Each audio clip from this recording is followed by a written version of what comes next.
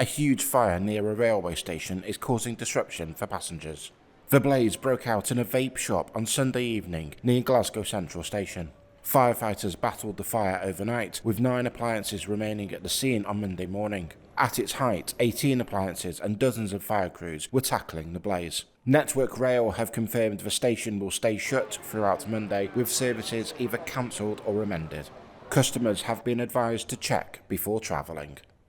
So I spoke to many of the volunteers from many of the businesses who were helping to manage the streets, the pedestrians, and also many of the police officers on the front line, as well as speak to many of the businesses that are directly impacted either because their own businesses or buildings have been destroyed or they're in neighbouring streets that have been closed down.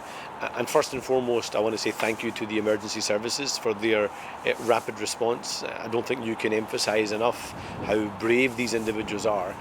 When people rightly run away from danger, these people run towards danger in order to protect their fellow citizens, and they deserve absolute praise for that.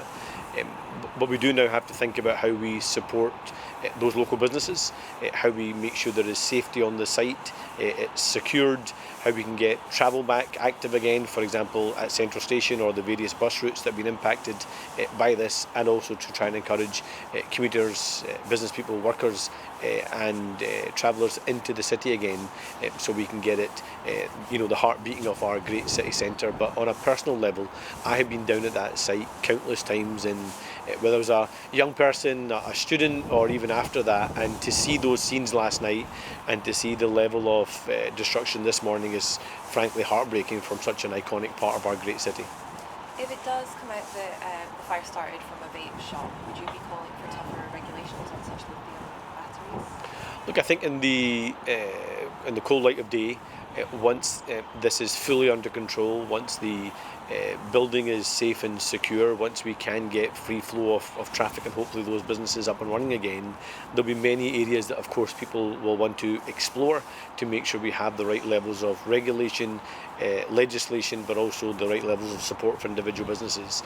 And that may well include looking at the safety and security around vape shops, what happens around many of the batteries that exist around that, the storage of them, as well as the right levels of support that are going to go to individual businesses. Many of these businesses have lost their livelihoods, which is of course heartbreaking for them, their family, their staff, as well as the broader emotion that people feel across the city, as well as obviously speaking to the fire and rescue service to make sure they feel as if they were adequately resourced and supported. I think that's also going to be an important part of the conversation, but these are of course all things that we'll look at in the coming days.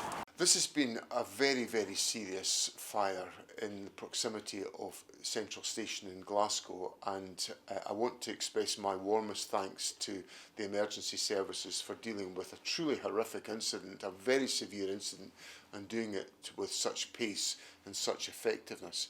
The fact that there are no serious injuries reported is a huge relief, but the damage is enormous and the disruption will be significant to the travelling public and around the city centre. So I'm going to travel to the site just shortly. I want to see it for myself, and I make clear the government's willingness to work with Glasgow City Council and to support Glasgow City Council in the recovery that's going to have to be taken forward as a consequence of this incident. The government recognises that there will be a significant financial cost arising out of this incident. We're in the early days of all of that, but I want to signal our willingness to support Glasgow City Council and to support them financially in dealing with the consequences, which will be immediate, significant and unexpected for Glasgow City Council, and I think it's right the government supports the council in that way.